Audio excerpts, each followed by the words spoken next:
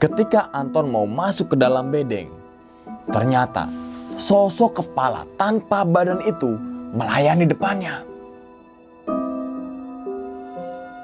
Namun, tatapan matanya sangat tajam.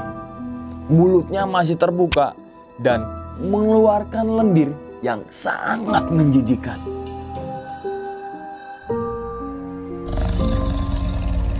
Kalian lancang masuk ke wilayahku dan membuat sesuatu yang mengotori.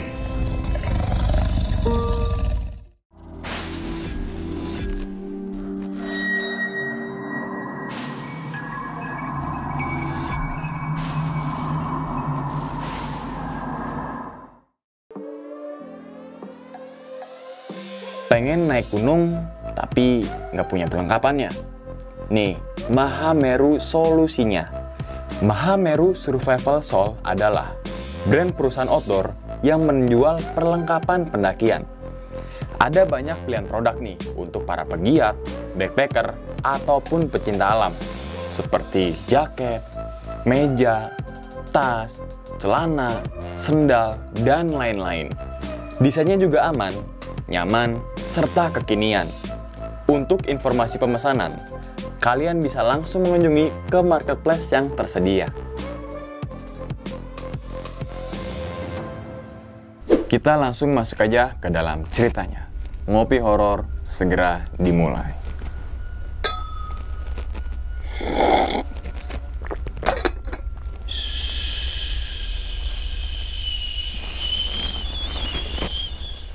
Bahkan, ketika Henry dan Mas Wahid masuk dan menyapanya, dia juga nggak merespon sama sekali. Hingga akhirnya, Henry nempuk pundaknya si Anton. Dan tiba-tiba, Anton kaget sambil teriak, "Ton, tenang Ton, tenang Ton. Ini aku, Henry sama Mas Wahid Ton. Tenang Ton." Setelah menyadari bahwa benar-benar Henry dan juga Mas Wahid, akhirnya Anton menjadi sedikit tenang. "Ada apa Ton?"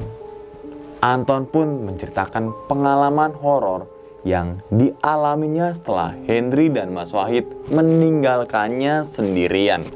Nah, Anton ini bercerita bahwa dia diganggu sosok-sosok penunggu daerah sini hingga hampir mengancam nyawanya.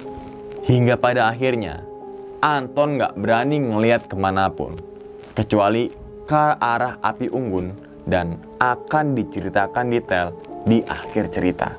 Gak banyak hal yang bisa mereka lakukan pada malam itu. Suasana juga gak banyak berubah. Hujan pun yang semakin mereda, namun masih menyisakan suasana mencekam semakin kental. Akhirnya, mereka bertiga duduk mengelilingin api unggun yang terus mereka jaga supaya nggak mati atau juga padam.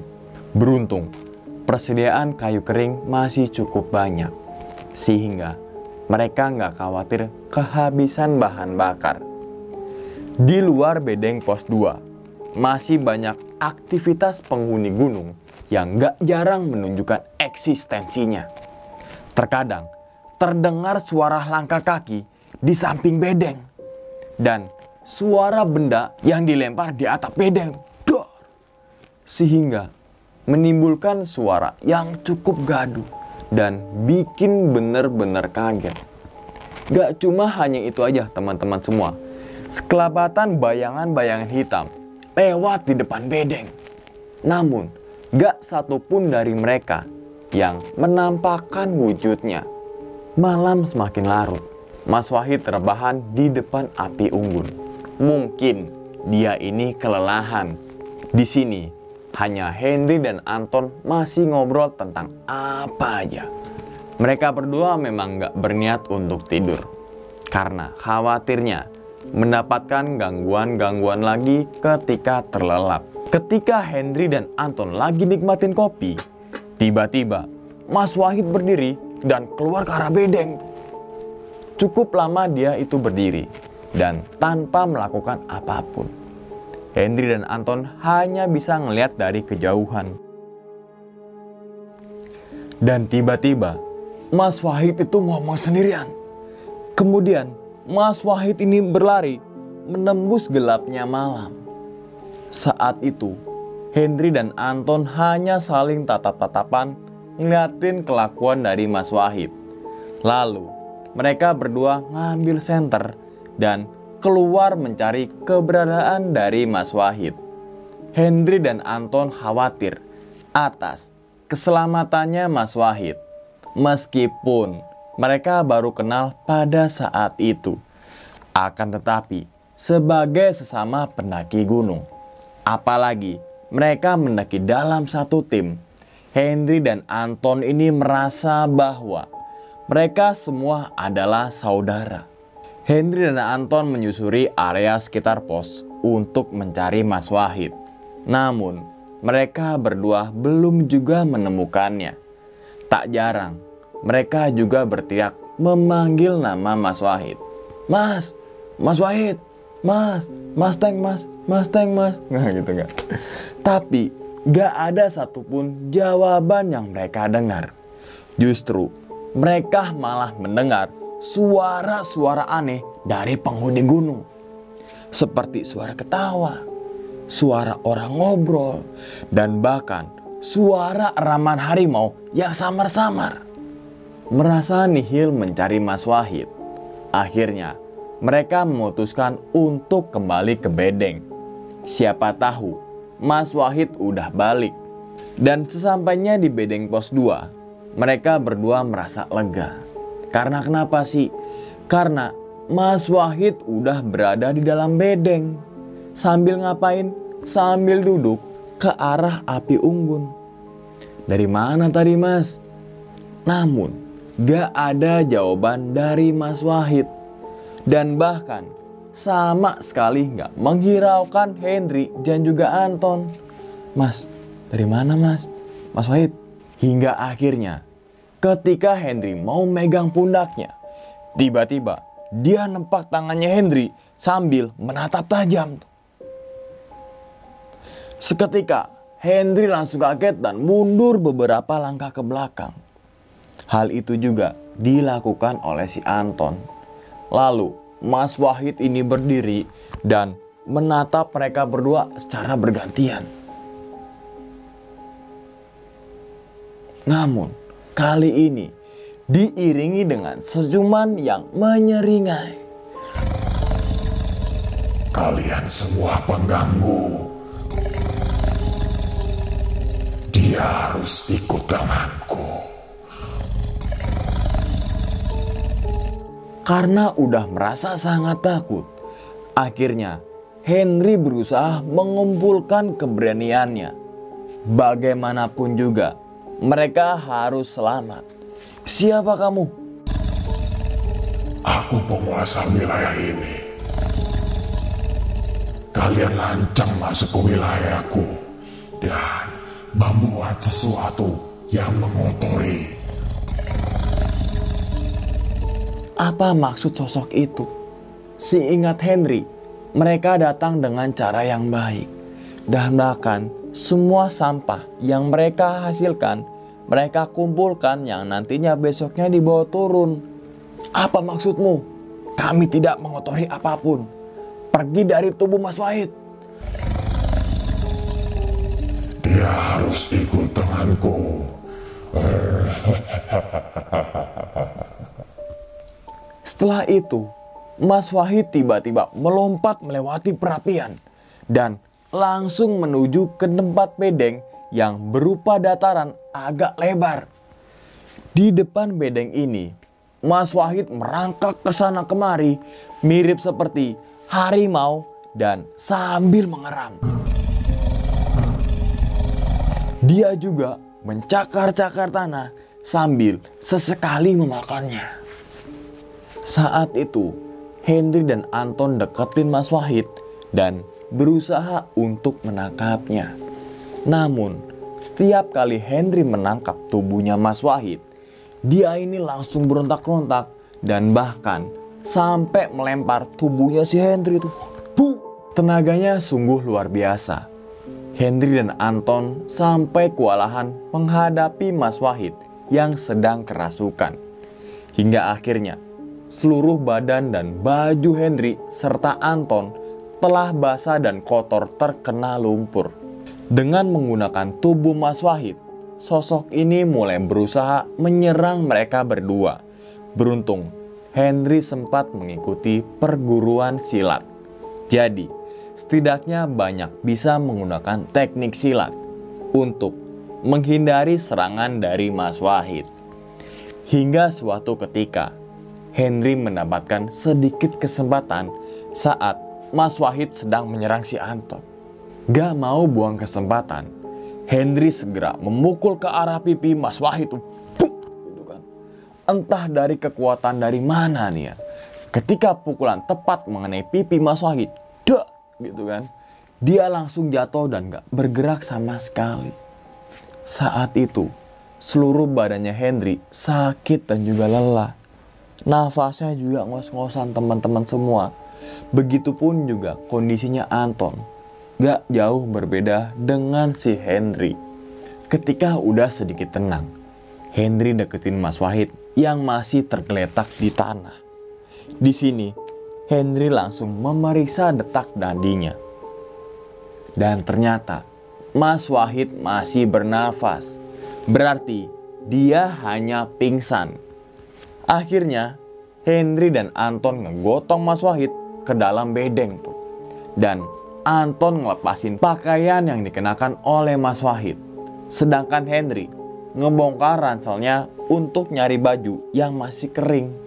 Saat itu, mereka berdua langsung ngeganti pakaiannya Mas Wahid yang basah dengan pakaian yang kering. Kalau nggak segera ini nggak diganti, takutnya Mas Wahid terserang hipotermia. Setelah ngeganti pakaiannya Mas Wahid, Henry dan Anton bergiliran mengganti baju juga. Dan ketika semua ini sudah terganti ya, mereka semua kembali duduk di dekat api unggun untuk menghangatkan badan. Di sini, mereka juga masak air untuk keperluan nanti. Selang beberapa menit, Mas Wahid mulai ngegerakin tangan dan juga kakinya. Nampaknya dia mulai siuman. Pipiku kenapa ya? Sakit banget nih. Tadi nggak tahu kenapa Mas Wahid. Tiba-tiba nggak sadar. Lalu lari keluar dan nabrak pohon tuh di depan itu. Ucap Henry sedikit berbohong. Memang sebaiknya nggak diceritakan dulu kejadian yang sebenarnya. Kalian yang ngeganti pakaianku? Iya Mas, tadi basah dan kotor karena Mas Wahid hujan-hujanan. Aneh, padahal seingatku tadi tidur depan HP unggun. Kenapa tiba-tiba nih bangun badanku sakit semua ya? Pipiku juga sakit banget nih kayak abis dipukul. Dan bajuku juga sudah kalian ganti. Sebenarnya apa sih yang terjadi? Besok aja Mas, pas kita turun ke base campnya, saya ceritain semuanya. Sekalian ada yang mau aku tanyain. Singkat cerita, mereka bertiga begadang sampai pagi dengan ditemani kopi dan juga rokok. Dan cerita-cerita pengalaman mereka masing-masing. Hingga tak terasa, hari mulai terang. Hujan pun mulai reda, berganti menjadi suasana yang sangat cerah. Usai sarapan dan berbenah, mereka memutuskan untuk gak melanjutkan pendakian. Mereka sepakat untuk turun menuju ke base camp bersama-sama. Selain badan udah terlalu capek dan juga lelah, ingatan teror semalam masih lekat dalam ingatan mereka. Jadi, keputusan untuk turun adalah yang terbaik. Sepanjang perjalanan turun, gak ada hal menarik yang perlu diceritakan. Perjalanan mereka lancar hingga sampai di base camp di siang hari. Sesampainya di base camp, mereka membahas kejadian-kejadian yang semalam mereka alami. Henry dan juga Anton bercerita tentang kejadian yang dialami oleh Mas Wahid. Termasuk ketika Henry terpaksa harus melayangkan bogomnya ke pipinya, gitu kan. Dan Mas Wahid ini gak marah teman-teman semua, apalagi dendam. Justru dia berterima kasih karena telah menyelamatkannya. Henry, kalau gitu pukulin aja tuh si Mas Wahid. Dan Anton juga ikut bercerita mengenai kejadian ketika ditinggal sendirian di pos 2. Ketika di pos 2 itu kan ada suara yang sangat keras ya, duar gitu kan. Nah di sini Mas Wahid dan juga Henry berinisiatif memeriksa keluar karena mereka khawatir akan datangnya binatang liar. Anton ini memang sengaja nggak ikut. Selain karena malas, makanan Anton juga belum habis. Paling mereka nggak lama buat keluar bedeng gitu kan.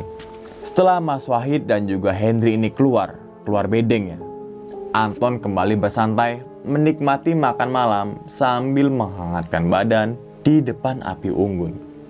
Hingga kemudian Anton baru sadar jika mereka sudah terlalu lama keluar dan belum juga kembali. Henry, Messi, Puyol, Henry, Mas Wahid, Mas. Jika dia berada di luar bedeng, seharusnya mendengar teriakan dari si Anton. Tapi malah nggak ada jawaban sama sekali. Baik dari Henry maupun Messi maupun Mas Wahid. Merasa sedikit khawatir dengan keadaan mereka, Anton pun inisiatif untuk memeriksa keluar. Dan Anton berjalan mengelilingi bedeng pos 2 tuh. Tapi ketika sampai di lokasi, Anton gak ngeliat Henry maupun Mas Wahid. Lantas, kemana mereka? Tanyakan kepada Dora.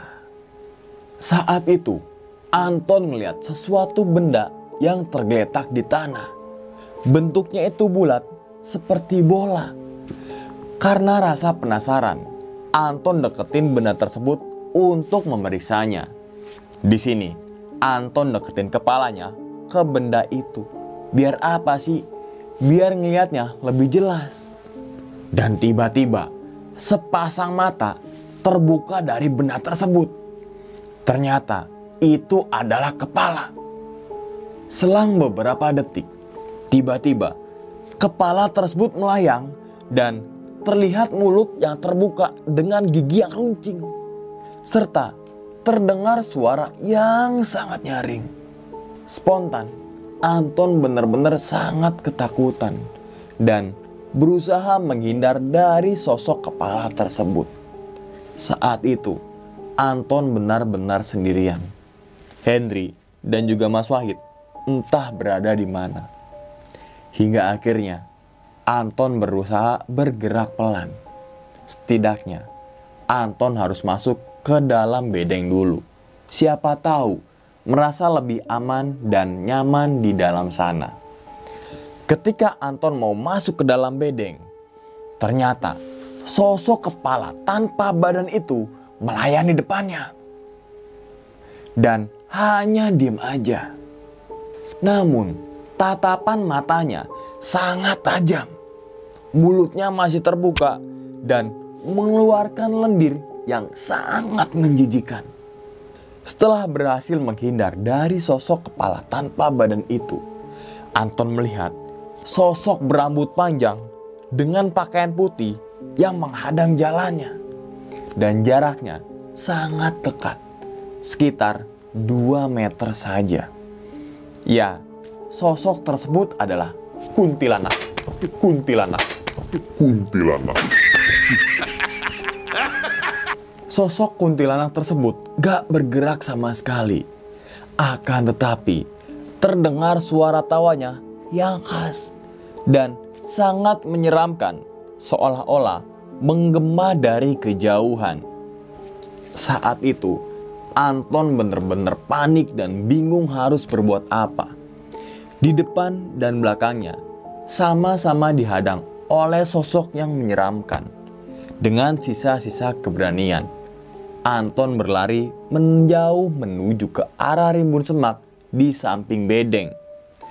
Ketika Anton berlari, tiba-tiba kakinya kesandung seperti akar sehingga ia itu jatuh.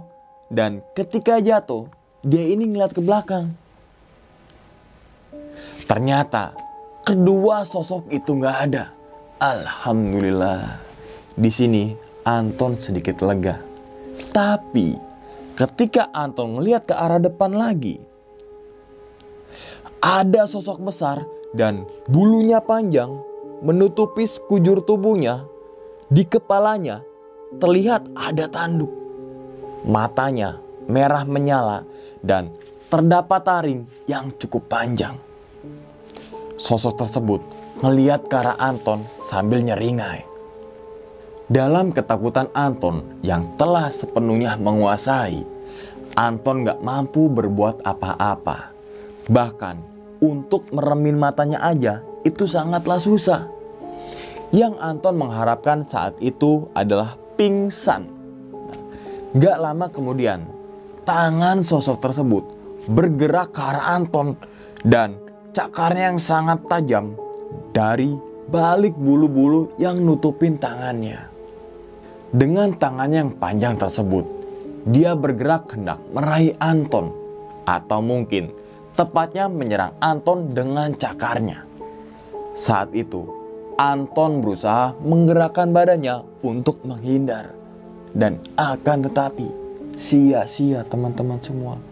Karena kenapa? Karena seluruh badannya Anton masih terbujur kaku. Hingga akhirnya tangan dari sosok tersebut hampir mengenai si Anton. Dan tiba-tiba, plak! Semuanya langsung gelap dan Anton ini pingsan. Saat itu, Anton merasakan dingin di sekujur badannya. Bahkan, Anton merasakan pakaiannya itu basah.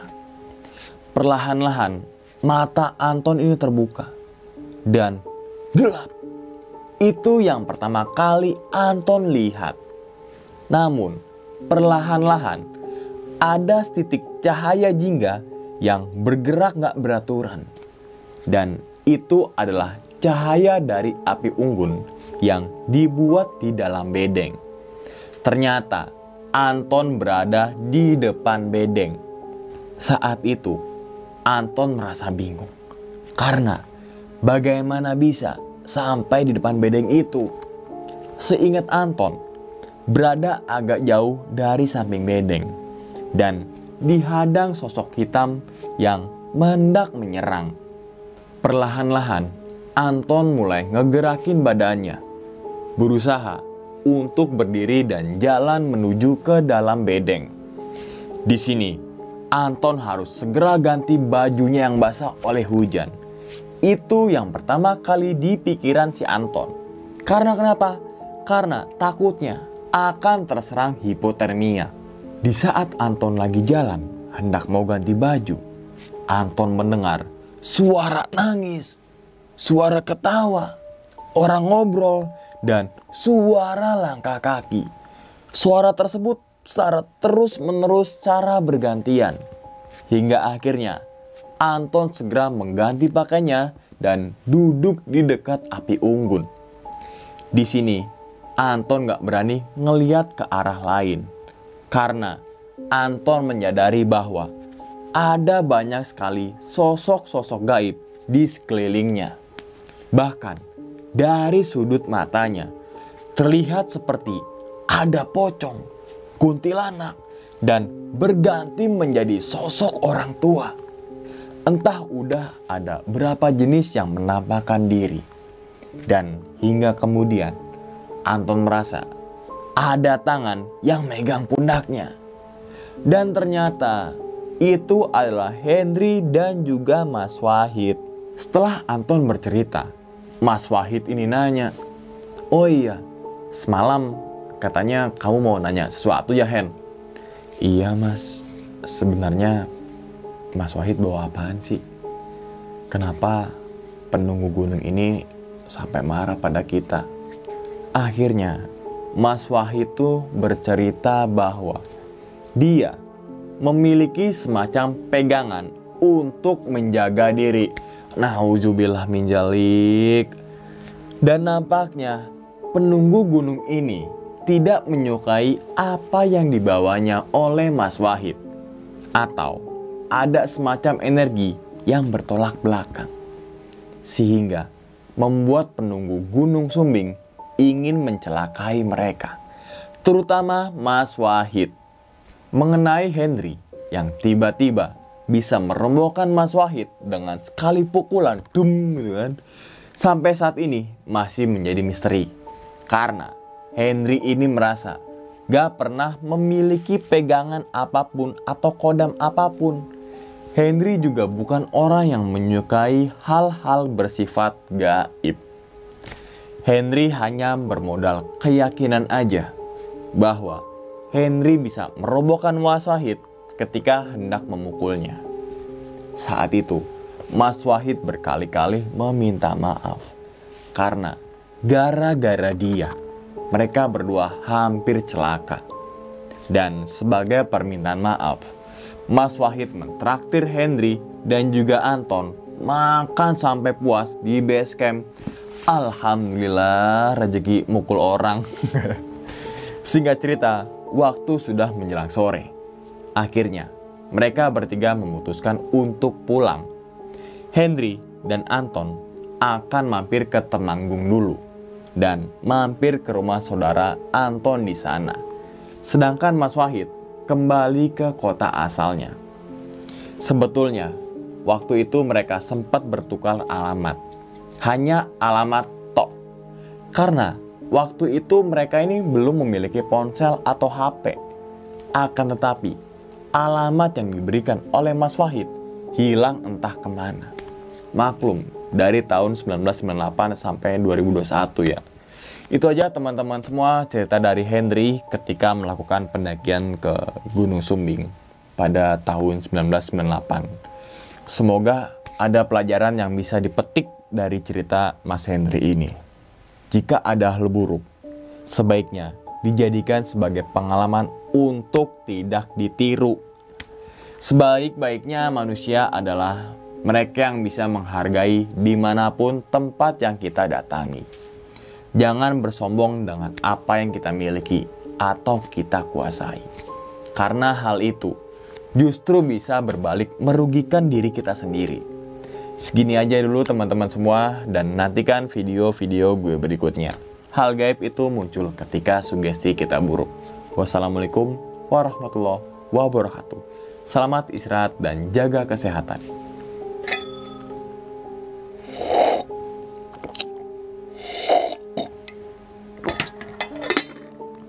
Buset, 5:30 pagi. Syuting dari 3:30, 2 jam syuting. Semoga teman-teman puas.